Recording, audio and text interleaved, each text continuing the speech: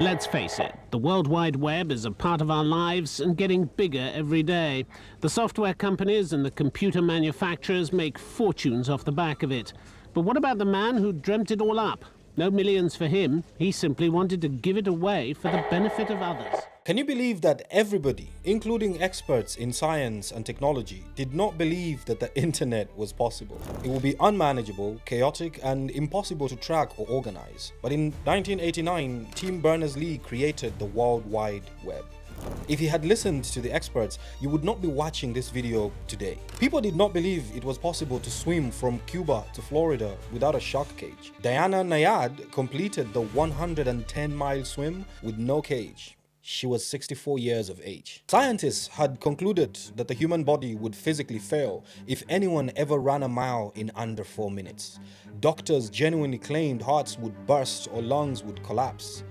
Roger Bannister did it in 3 minutes and 59 seconds. Within a year, multiple other runners broke that record. Mount Everest was unclimbable until Edmund Hillary, a beekeeper from New Zealand, and Tenzing Norgay, a former servant from Tibet, did it in 1953. A human body could not free fall from the stratosphere. Felix Baumgartner proved physics wrong. He fell 128,000 feet or 39 kilometers, breaking the sound barrier in the process. For every world record that is created, there are people that believed it was impossible. And these people were credible. Sometimes scientists, doctors, engineers, masters of industry, people who you would be stupid to doubt. And yet every single time, they were proven wrong, not by experts that were bigger or smarter or better than them, but by ordinary people that simply refused to listen to reason. That is delusional thinking. And if you learn it well, it can be the reason you achieve dreams everyone around you believed were impossible. It always seems impossible until it is done. Is there any limit to your ambition? No. Or any limit to what you think you can achieve? No.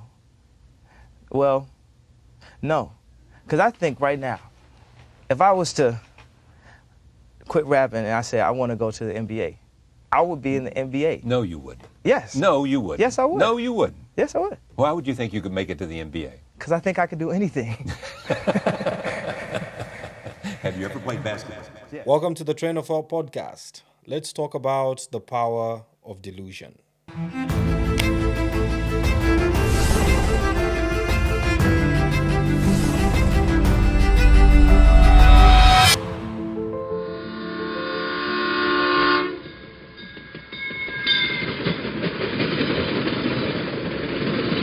In the next 5 chapters in this episode, we are going to explore the science behind delusion, how society silences our dreams, why delusional people succeed, when delusion can be dangerous, and finally, how to be delusional until you succeed.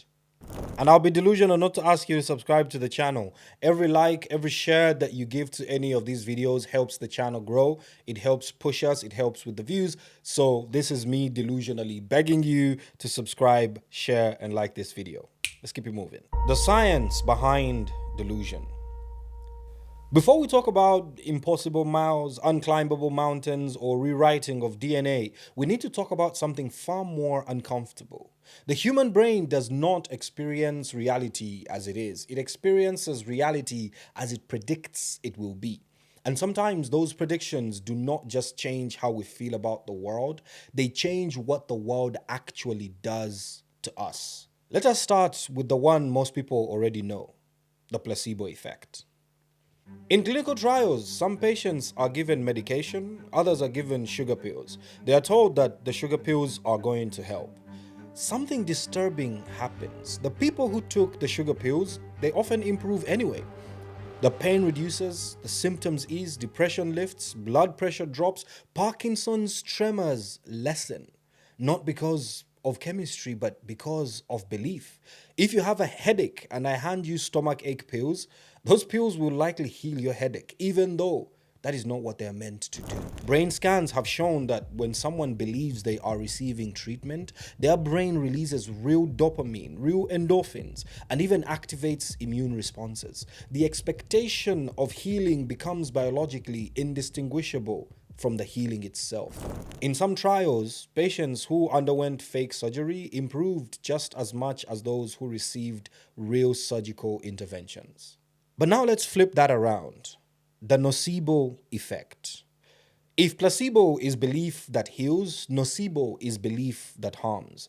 Patients who are told that a harmless pill may cause nausea, they often report nausea, even when the pill contains nothing. In one study, participants were exposed to fake Wi-Fi signals, but they developed headaches, dizziness, and fatigue because they believed electromagnetic waves were affecting them. But there were no waves, but the symptoms were real. Expectations of harm triggered stress responses, hormonal changes, and even inflammation in their body. People can get sick from what they believe might make them sick. So when we talk about delusion, we are not talking about madness. We are talking about a cognitive mechanism that has the power to regulate pain, shape behavior, alter physiology, restructure the brain, and in some cases bring imagined outcomes into existence through expectation-driven action. The question is no longer whether belief can influence reality. The question is how far that influence can go before someone calls it impossible. How and when does society kill our belief? If belief has the power to alter pain, performance, perception, and even physiology, then the next question becomes uncomfortable very quickly. Why do so many adults stop believing in what they're capable of? Children begin life with what we would clinically describe as irrational levels of optimism. If you ask a 5-year-old if they can become an astronaut, a president, a superhero, a billionaire, and a professional dancer all at once, the answer is usually yes. Not because they have studied the odds and they know that they stand a chance, but because they have not been taught the odds yet. Somewhere between childhood and adulthood, belief becomes embarrassment, confidence becomes arrogance, optimism becomes naivety, dreams become unrealistic, and the delusion that once helped you attempt impossible things, it gets slowly replaced with something far more socially acceptable: realism. Let me teach you about learned helplessness. In the late 1960s, psychologist Martin Seligman ran a series of experiments that would become foundational in the understanding of human motivations. Animals were exposed to unavoidable negative stimuli, but they eventually stopped trying to escape even when escape became possible. They had learned that effort was pointless, so they stopped making efforts. Later studies showed that the same thing happens in humans. People that are repeatedly exposed to failure or rejection or punishment, they begin to generalize those experiences into a belief that nothing they do will make a difference. Eventually, even when an opportunity for success presents itself, they do not act, because somewhere along the way they learned that trying is futile, that fighting is meaningless. Now place that inside an education system where mistakes were penalized, curiosity was redirected, and compliance was rewarded. Over time, initiative starts to feel risky. Risk starts to feel painful. Pain starts to feel avoidable. So people avoid trying.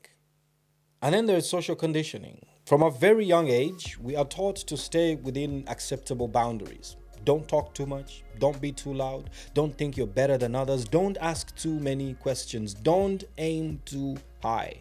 Failure became something to avoid instead of something to learn from. Standing out became something to suppress instead of something to cultivate. And slowly, the internal voice that once said, "Why not me?" starts to get replaced with a quieter one that says, "Who do you think you are?" You are no longer discouraged by physics or biology. You are discouraged by social feedback. I talked about this phenomenon in the first episode of the Train of Thought podcast. It's called janteloven, and it is a phenomenon in Norway that has kept many Norwegians from ever being great. Check out the episode on shamelessness in my channel, and I'm sure you will love it. But moving on, there is the expectation ceilings. Expectations shape outcomes. Now, imagine what happens when expectations are consistently lowered. If parents or teachers or peers begin to communicate that excellence is rare, that greatness is for other people, or that success requires luck or connections, those beliefs begin to function as invisible ceilings. People stop aiming for what they cannot imagine themselves achieving. And if your environment repeatedly signals that certain outcomes are not for you, you begin to filter them out entirely. You stop seeing possibilities that were always there. And then the fear of social rejection. Humans are social creatures. Historically, exclusion from the group meant danger. I talked about this in the second episode of the Train of Thought podcast about fear. So the brain develops an intense sensitivity to rejection, and belief in something unconventional, well, it always comes with social risk. If you think you can do something that others believe is impossible, you're not just challenging physics or the law or art, you are challenging social consensus. You're risking ridicule, you're risking isolation. So the safest option becomes conformity, because conformity is socially rewarded. As a result, by the time most people reach adulthood, the wild optimism of childhood has been replaced with a curated set of beliefs about what is realistic, acceptable, and likely. Not all these beliefs are based on evidence. Many are based on repeated exposure to doubt, caution, and lowered expectation.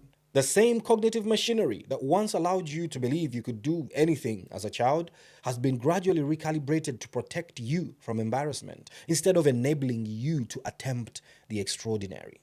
And so the very mechanism that could help you shape your reality, it gets redirected into maintaining the one that you already have. That is where children get their belief destroyed. But why do delusional people succeed? At this point, we need to separate two ideas that often get mixed together: accuracy and usefulness. Because some beliefs are not accurate, but they're extremely useful. And in many cases, the people who go on to do things that the rest of us call extraordinary, they're operating on beliefs that are, at the very beginning, objectively unreasonable. Beliefs that contradict statistics, beliefs that contradict precedent, beliefs that contradict expert opinions. In other words, delusions. Not in the clinical sense, but in the sense that they believe something about their future that their current reality does not support. Delusional people, first of all, have optimism bias.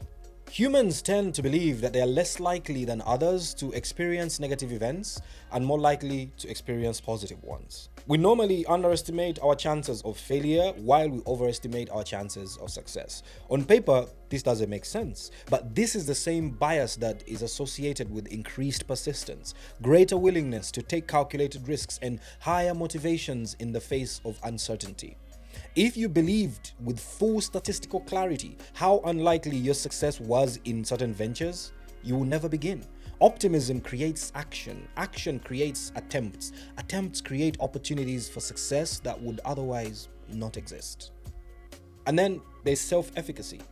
The psychologist Albert Bandura introduced the concept of self-efficacy, the belief that you can execute the actions required to achieve a specific outcome.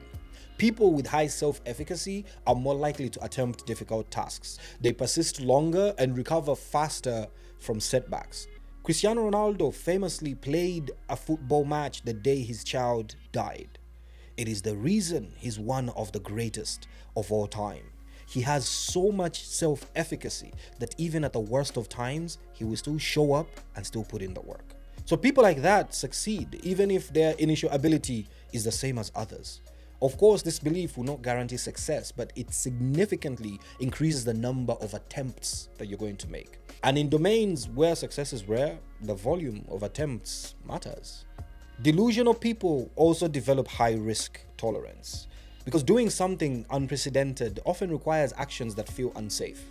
Starting a company, attempting a world record, climbing an unclimbed peak. People who believe that success is possible are more willing to accept short-term discomfort of uncertainty in pursuit of a long-term outcome. Those who believe it is impossible, they avoid the risk entirely, and the result is simple. One group accumulates experience enough through action, the other accumulates reasons not to try. But delusion can be dangerous. Up to this point, I've made belief sound like a superpower. Believe strongly enough and your brain changes. Act boldly enough and your environment responds. Persist long enough and reality starts to shift. So why are we not all encouraged to believe anything we want at any time? It is because that same mechanism that allows belief to improve performance, it can also blind us to very real risk. Delusion can expand your range of action, but it can also narrow your range of perception. First of all, it causes confirmation bias. Once you strongly believe something, your brain starts filtering incoming information in a way that protects that belief. You start noticing what supports it, you dismiss what contradicts it. Evidence becomes optional. Warning signs get reframed as temporary setbacks. Criticism starts feeling like jealousy, and at some point, the belief stops being a motivator and it starts being your shield against reality. This is how people stay in failing ventures long after the signs are obvious. It is how leaders ignore critical feedback. It is how bubbles form in markets and collapse spectacularly when optimism outruns evidence. Belief can also cause the Dunning-Kruger effect. Incompetence often comes with overconfidence. People with limited knowledge in a domain tend to overestimate their ability because they lack the expertise required to recognize their own shortcomings. In simple terms, they do not know enough to know what they do not know. This can lead to bold attempts without adequate preparation. Confidence without competence can produce action, but it can also produce avoidable failure. You can play stupid games and win stupid prizes. Delusion can also cause escalation of commitment, and this is also another psychological trap that often follows strong belief.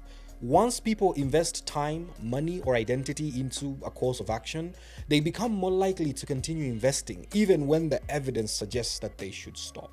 In many places, it is called the sunk cost fallacy. It is because abandoning that path or that belief feels like admitting that their previous effort was wasted. So they double down, they add more time, resources, risk. They sometimes persist too much that it's going to lead to a breakthrough, but other time they're going to persist too much and it's going to lead to collapse. Belief also causes illusions of control. Humans often overestimate just how much influence they have over events that are largely determined by chance. Gamblers, for example, believe that they can influence random outcomes. Traders believe that they can outpredict volatile markets. Entrepreneurs may believe success is entirely a function of effort rather than timing, luck, or even context. Belief can drive effort, but effort does not eliminate uncertainty. Belief can even outrun feedback. Healthy belief operates alongside feedback. When you try something, you observe what happens and you adjust. Dangerous delusion ignores feedback entirely. Every failure becomes someone else's fault. Every obstacle becomes proof that the world is against you. Your learning stops, your adaptation stops, and now belief is no longer helping you engage with reality. It is helping you avoid it. So yes, delusion can be powerful, but delusion requires friction. It requires reality checks. It requires feedback loops that allow belief to evolve instead of harden. Because the goal is not to ignore reality. It is to hold a version of the future strongly enough to act towards it, while remaining flexible enough to adjust when reality responds. The line between visionary and reckless is often drawn by how well someone listens when the world answers back. But you can be delusional and still succeed. If belief can improve performance but also blind you to risk, then the goal is not blind faith. The goal is functional delusion, a way to believe strongly enough to act, but intelligently enough to adapt. Here's what that looks like in practice. Number one, choose a future that does not currently exist. Define an outcome that your current reality does not support yet. Not something likely, but something possible. A 4-minute mile was once statistically absurd. A sub 2-hour marathon, it sounded the same. Your belief needs to be ahead of your evidence. If your vision can already be justified by your current track record, it is not delusional enough to drive transformation. Number two, convert belief into behavior immediately. Any belief that stays in your head, it becomes fantasy. Belief that changes your calendar, that becomes strategy. Act in ways that assume that the outcome is possible. And then three, Increase the volume of your attempts. Most extraordinary outcomes are rare, which means they are statistically more likely for people who try more often. Because the truth is, many people don't try as much. Optimism bias works in your favor here. The more pitches you send, the more drafts you write, the more prototypes you test, the more surface area you create for success. Delusion gives you the emotional fuel to keep attempting when early evidence is discouraging. And then fourth, build feedback loops. This is where many people fail. They protect belief by ignoring reality. Do the opposite. Act quickly, observe honestly, and adjust frequently. Keep the belief in the destination. Stay flexible about the route. Every failed attempt is simply data. It's not a verdict. And then number 5, borrow external belief. When your own confidence dips, surround yourself with environments, literature, and people that raise expectations. Remember the Pygmalion effect. Work with people who assume competence. Study examples of those who achieved similar outcomes. Consume narratives that expand what feels possible. Your environment can temporarily carry belief when yours is low. The people that did amazing things were not amazing people. They were simple, ordinary folks from ordinary backgrounds that had extraordinary self-belief. Because of where you come from, a lot of that belief may have been killed and buried. You may have been told that you have to be realistic, that you are not any different from any other people, and you may have believed that. But if history is anything to go by, we should know that they are likely wrong, despite how logical the explanations may sound. And it is easy to let go, to feel like you are wrong for believing, especially when you're not seeing returns. But that's the thing. You are not sure when the returns will come. It could be in a week or a decade. Belief is not meant to give you safe answers or simple and fast answers. It is meant to change your life or your history. And that cannot happen on simple terms. You'd rather live a delusional life of believing in yourself than live a realistic life that was handed to you by somebody else. My name is Hers Fauzan, and I remain your loyal and humble conductor on the train of thought. This episode is directed by Latifa, edited by Akura and Zaidan, and produced by Wole Ogedon, with a special thanks to the Train of Thought team. From all of us to you, I'll see you on the next train.